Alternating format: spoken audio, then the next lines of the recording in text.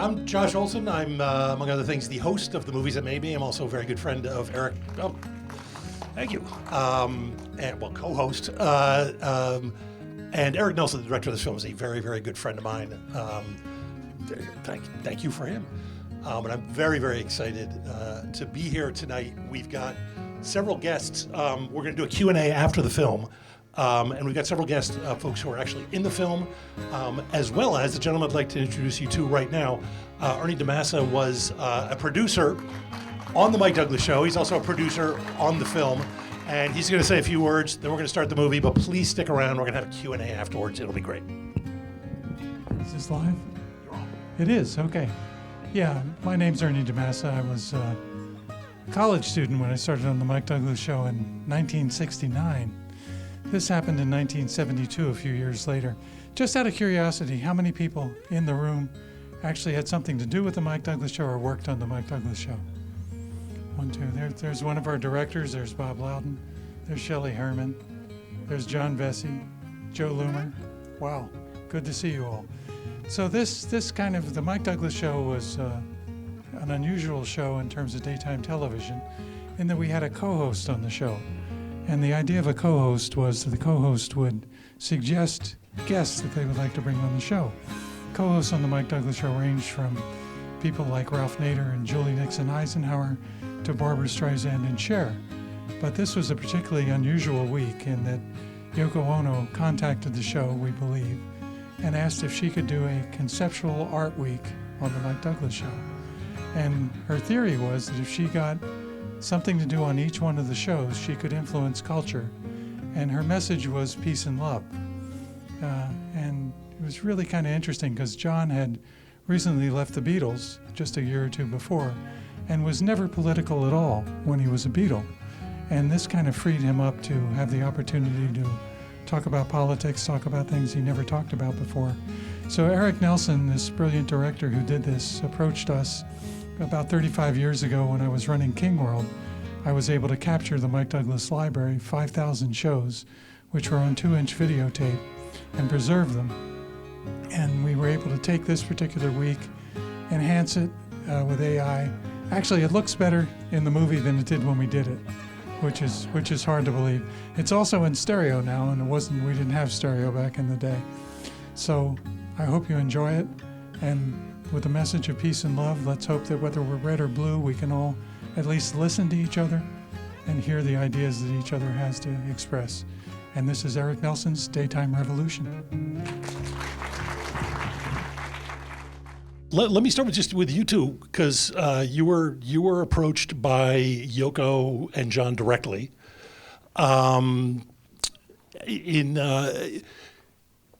Say 6 months earlier, because it was such an interesting time, and folks who are kind of, in the culture the way you were not likely to appear on a show like the. What could you have anticipated that ever happening? First of all, like I said, Yoko who? Yoko who? No, it was totally, we were out in different spheres of existence. They were a mass famous, couple.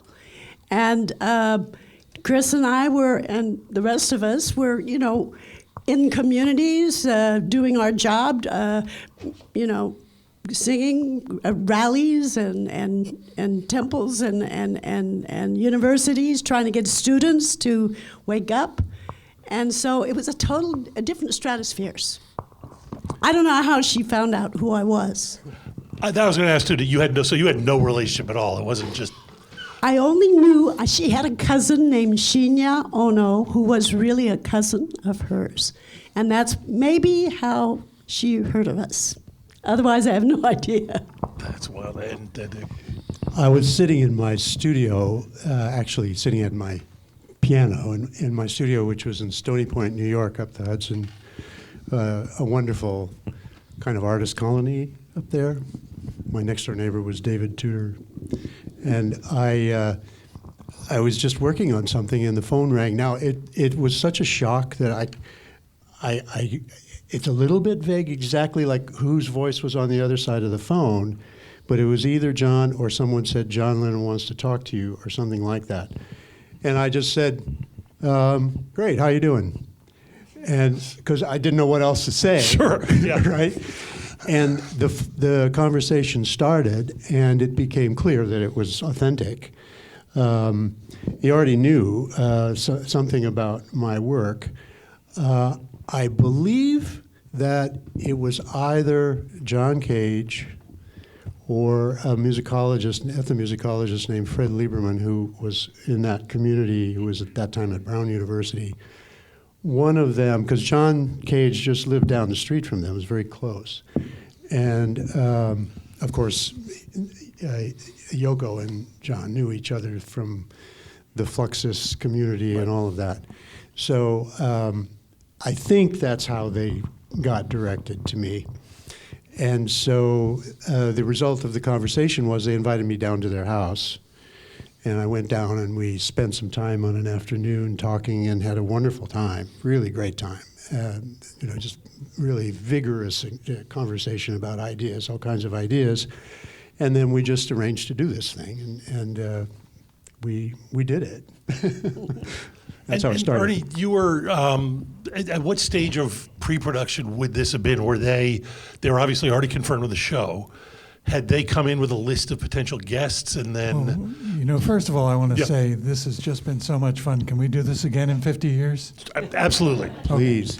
The guests were recommended through John, through Yoko. Yoko called the show quite a bit. She was on the phone with us quite a bit. And we contacted the guests and asked them to be on the show, told them what we expected, what we could do. In your case, David, we had to figure out the technological part of it. Yeah, it was complicated. And one of our directors, Bob Loudon, is here in the audience tonight. And I remember it was complicated to trying to make sure it was going to work. Right. I remember a show where we tried to bring on a person that was able to express auras. And we couldn't figure out how to turn out the studio lights to see an aura. Yeah. Because the show just was dark, there were no auras. And in your case, I remember the specific phone call from Yoko. And she specifically wanted you to sing the song, the protest song, what she called a protest song. And it was kind of funny because I was in the studio when you had your little fit with the director. And you were right. And you stood up for yourself, and I'm so proud of you for doing it, and I'm so glad we did it. Well, it took me years to understand that I wasn't really speaking just for me or Chris because we had this song. That I was speaking out because for the 100 years, a century, Asian Americans had been in this country. They have repressed our voices. And so I was really speaking out for my people. And that's what made it easy to do, because it wasn't just about me. And you did it beautifully. You really did. Yeah. I mean, that had to be, and also you had to be sort of thinking consciously or unconsciously, this could be the only chance I get to do something on this scale. Which is, Really, we didn't care. but I'm saying, but there's all this kind of, this is the moment. Don't you think? not really. Where this is why you have to make the statement? No. I mean, I was wary about going on the show because Yeah. I felt like we could be manipulated. Yeah. And I didn't want it. We didn't want to be manipulated. Right. But we were really about finding our own voice and reaching our own people. We weren't really interested in reaching beyond that because we had enough to do right there. Right. And also, I wanted to say another thing is people might look and say, oh, Yoko's Japanese, Nobuko's Japanese. But we're worlds apart. I'm a third generation, born in America, mixed blood Japanese American. And Yoko came from Japan, from, a very good family. Yeah. She was an artist in her own right there. It's very different worlds. So I don't know if you noticed or thought that. Oh, these are two Asian women on this show. I don't know if you. Well, I think it's an easy mistake to make. Josh, one of the most difficult things as producers, and I was, a very young producer at the time. I hadn't become producer of the show yet. Was mixing in the other guests that had already been booked, like Louis Nye. Now you see in a couple of shots there Louis Nye, and if you don't, Yeah. if you don't remember Louis Nye, he started with Steve Allen. He was a famous man on the street artist. So he said, "What in the world do I do with Yoko Ono and John Lennon? I don't relate. I don't have any." So Yoko said, "We're going to get phone books from all around the country, and I'm going to open the phone book and I'm going to point to a phone number. This is for younger people. We used to not have cell phones, and the only way you could find somebody, there was no internet, was to find a phone book and look up the name and number and call them." So we had Louis make what she called love calls. And the idea was he was just to call a complete stranger and say, "This is Louis Nye, and I want you to know I love you." Well, this went pretty well up until Yoko had the idea that we should call Mayor Frank Rizzo. Oh, wow. From Now, my if you're from hometown. Philadelphia or if you're not from Philadelphia, Frank Rizzo was just to the right of Attila the Hun. But kind of, his own words. yeah. Yeah. Very, very tough chief of police in Philadelphia. We loved him because he would close Walnut Street for us. Bob will tell us stories about that and let us drive the Moon Rover down Walnut Street or whatever we were doing. But Louis only got as far as the secretary. So he told the secretary how much he loved her because Frank never picked up the phone. That's amazing. I grew up a block away from Move, so I did not love Frank Rizzo. But I want to ask you, Nabucco, what was what was the impact? I mean, obviously there was an impact. What was the impact of doing the show? How did it change anything for you? Did it change anything for you? I'm going to ask you the same question in a minute. Actually, not really. I mean, a lot of people who knew us and we sang for in our circles, in our communities, saw the show and they were shocked. They were amazed. "Oh my God, you were on, national television." I mean, it was a sort of big deal on that level, but it didn't catapult us anywhere. And but it's now that it's interesting. Did you stay in touch with Yoko? No, Really? no.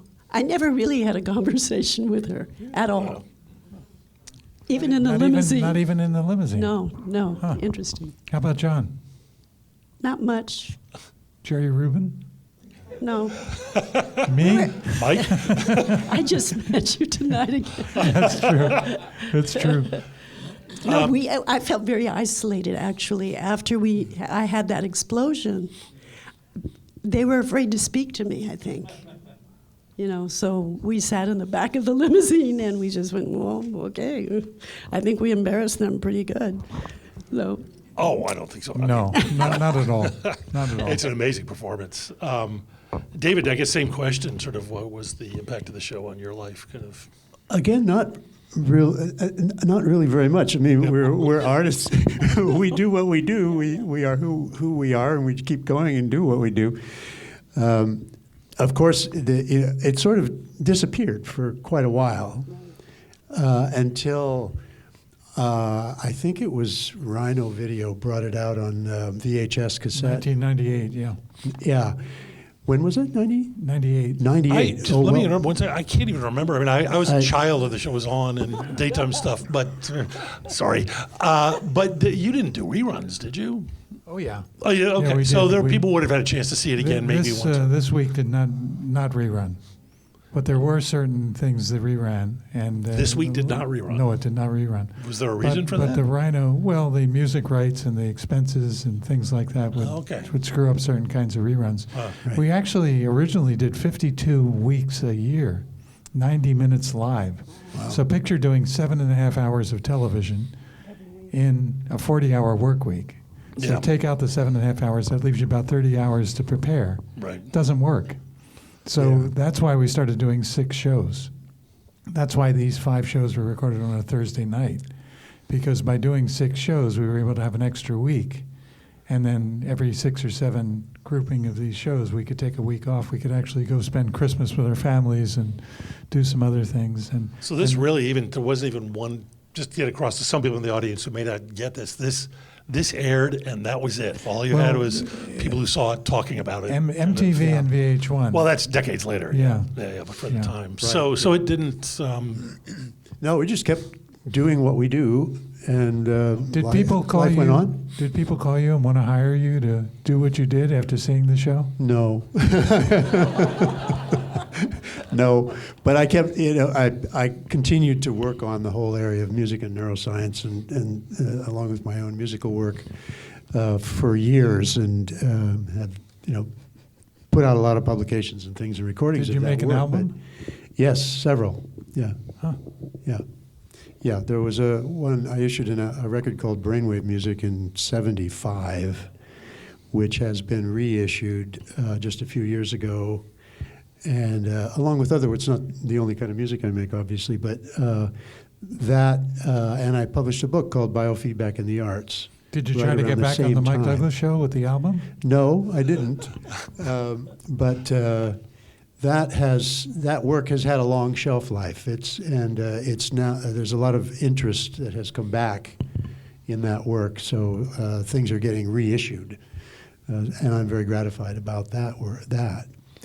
But it was a line of work that I had already started doing, and they found out about it and asked me to come in. I had actually been on the Mike Douglas show the preceding year, as I mentioned to you earlier.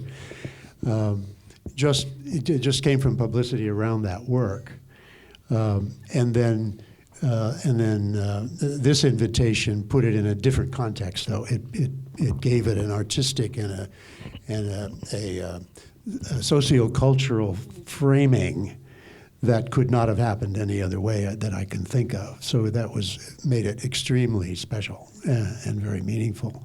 However, whatever we could actually demonstrate in that electrically noisy studio environment to try to do that. But we feel like we got some good results. So I mean, I was making a joke earlier, but was there a reason you didn't plug Chuck Berry in? Because I feel like I only had 2 monitors. I only had 2 channels Chuck Berry. available. I only had 2 brainwave amplifiers. And there was a segment of the show just before putting it on John and Yoko that I put it on Mike. yeah, there And was it a was shot a of very it. brief little demo. And then the real part came. Did you meet any of Yeah. the Mike Douglas band? Did you meet any of those 8 musicians that were working on the show? I maybe briefly, but not in a substantial way. Yeah. Okay. I have a question for you. Okay. What was the viewership that week, and did you receive feedback from those viewers? It was the highest rated week of the year.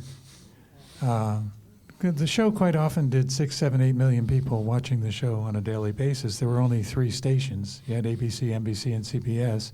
This was the very early days of syndication, meaning that the show went out to 200 stations in a bicycle format. So there was no internet, there was no transmission, there was no satellites. So to have a show air, you had to make a copy of the tape. And we made 30 or 40 copies of every show. And then the show was what was called bicycled. And literally, some of them were delivered on bicycles. Some were delivered by UPS. Some were hand-carried to Greyhound buses. And the show aired in time zones. So the first time zone on the East Coast aired, then the Central time zone, then the Pacific, then the Midwest time zone, and then the Pacific time zone.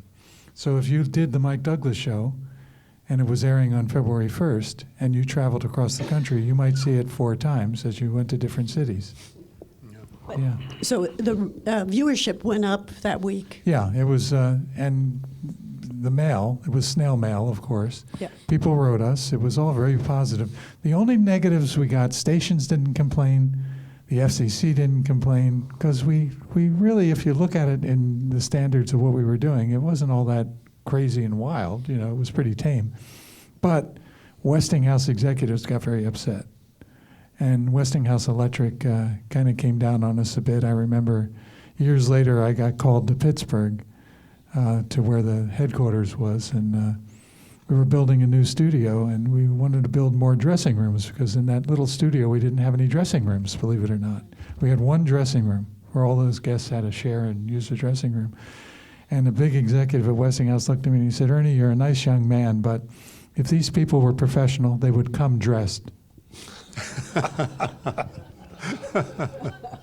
Nobuko, I want to ask you, are you, just to kind of follow up, are you, you're still active, singing music, dance?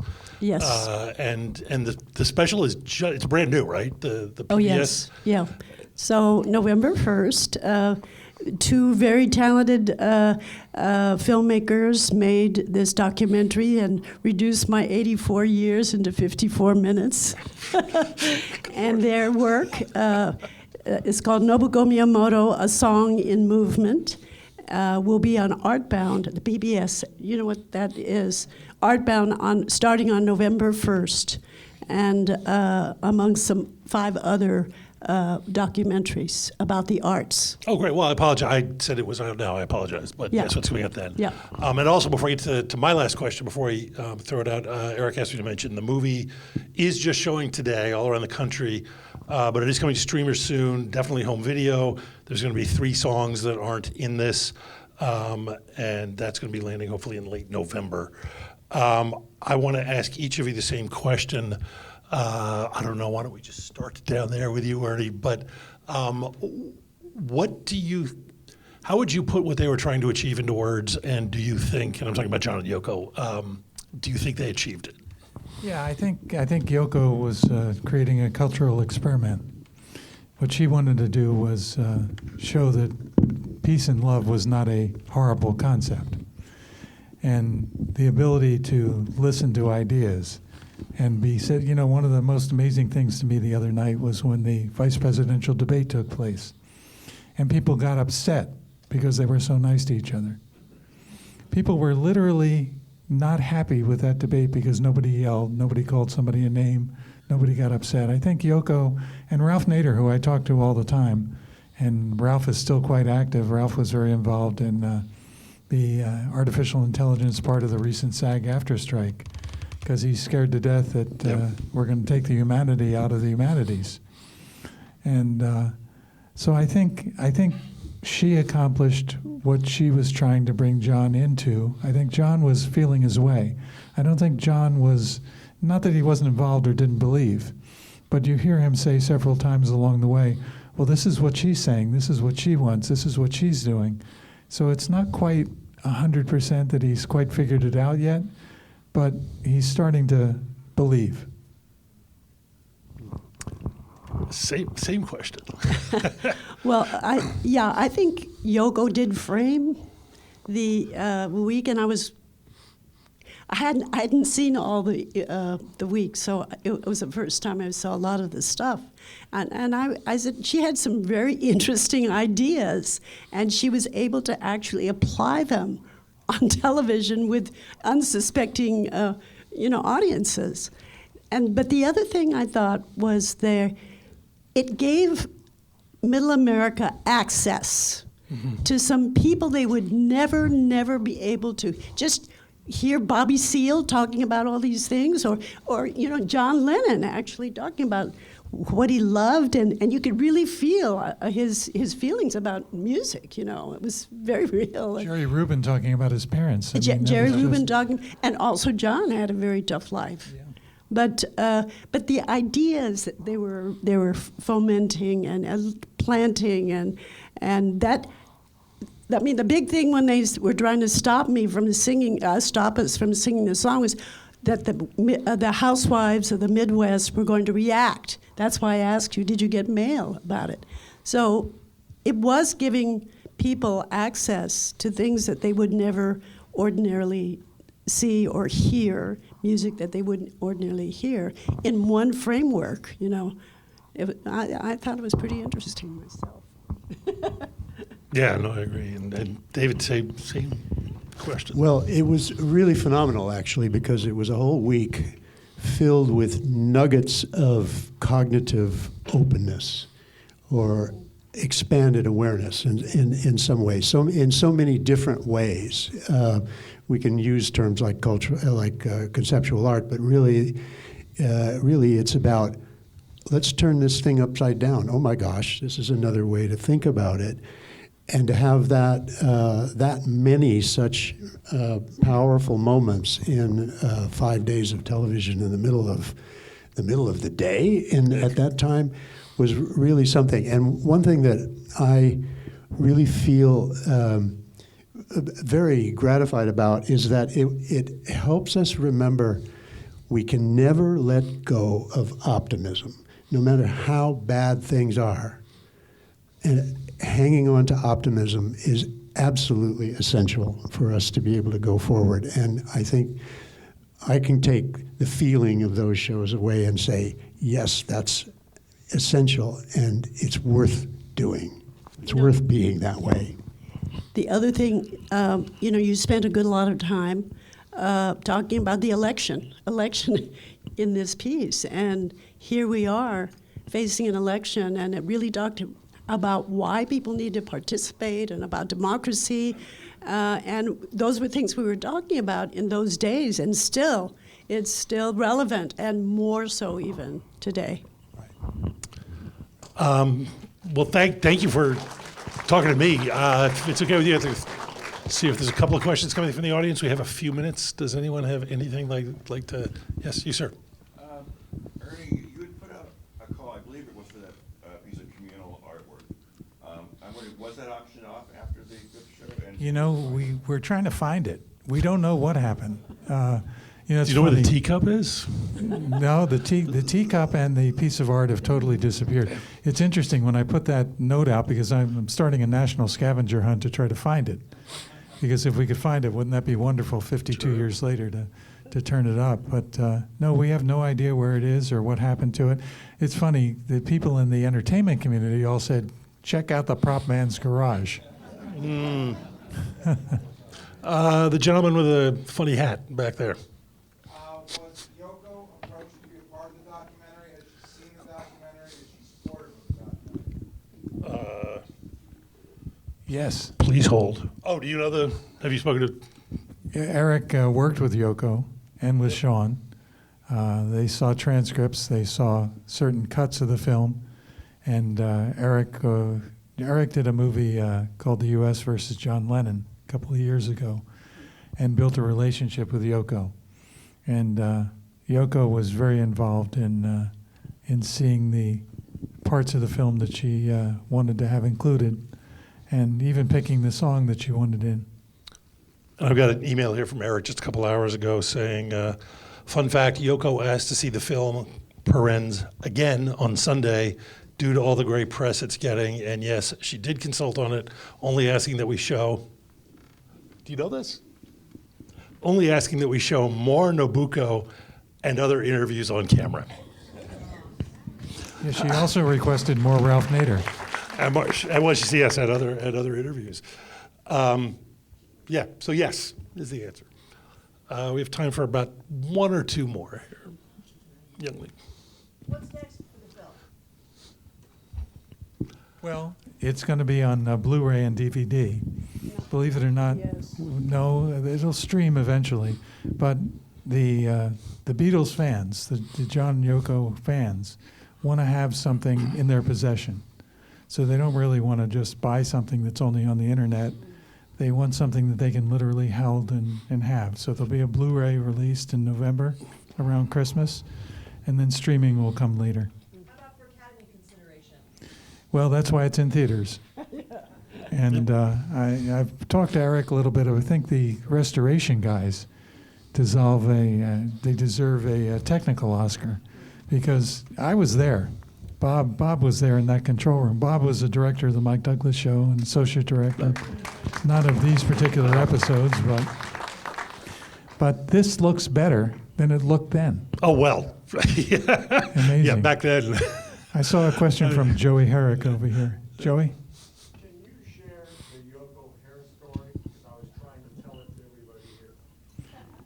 Well, yeah. We didn't put it in the film because we didn't want to insult Yoko. But Yoko, one night, wanted to change the rundown of the show. She wasn't happy with the order of the guests and the way the guests were going to be appearing on the show. So John came to the producer, Mike Krause, and he said, Yoko is going to be very upset. And Mike said, well, I don't care if she's upset. This is our show, and we're going to do it in our order. And he said, I think she might wash her hair. And the producer looked at John and said, well, what do I care if she washes her hair? Well, what we didn't know was she did wash her hair, and she made us wait 3 hours for the hair to dry.